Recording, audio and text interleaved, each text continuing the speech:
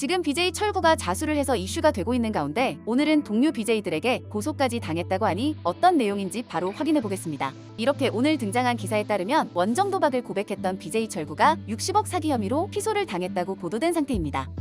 그러니까 여러분들도 아시겠지만 BJ 철구가 자신의 절친한 동료 BJ들에게 막대한 돈을 빌렸고 A에게는 23억, B에게는 20억 원을 빌렸다고 고백하게 됩니다. 당시 철구 주장만 들어보자면 자신이 재작년부터 필리핀 원정 도박을 하고 불법 사채까지 쓰면서 부가가치세만 약 60억 원이 부과되고 계좌가 압류되자 주변 BJ들에게 수십억 대의 돈을 빌렸다고 주장하게 됩니다.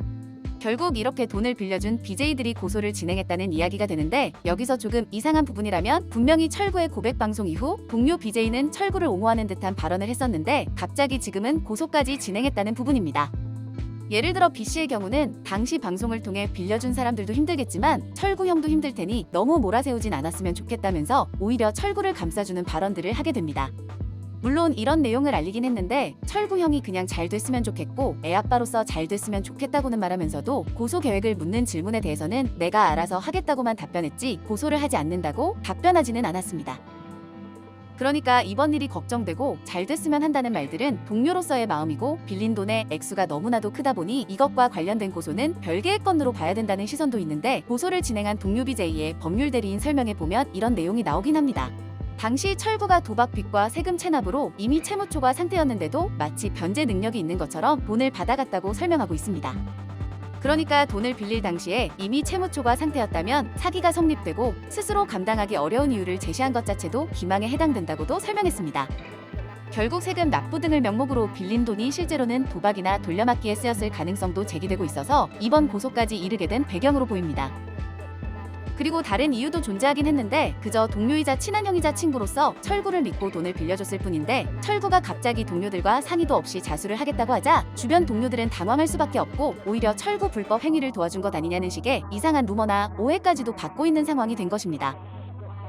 예를 들어 철구에게 돈을 빌려준 A의 경우는 오히려 자신을 사채업자로 모는 여론에 대해 강하게 반발했고 이자를 달라고 강요한 적도 없었으며 철구가 그저 이자를 주겠다고 해서 받는 것일 뿐 친구가 힘들다고 해서 도와준 돈이라고 해명하게 됩니다.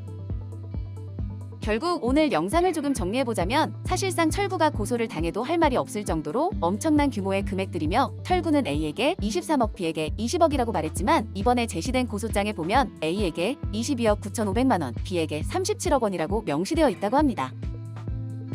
그러니까 이 둘만 합쳐도 거의 60억 원 규모의 편취액에 해당되며 이들 말고도 지금 돈을 빌려줬다는 다른 BJ도 있는 만큼 또 다른 피해자들이 발생할 수도 있는 중대한 문제로 보입니다.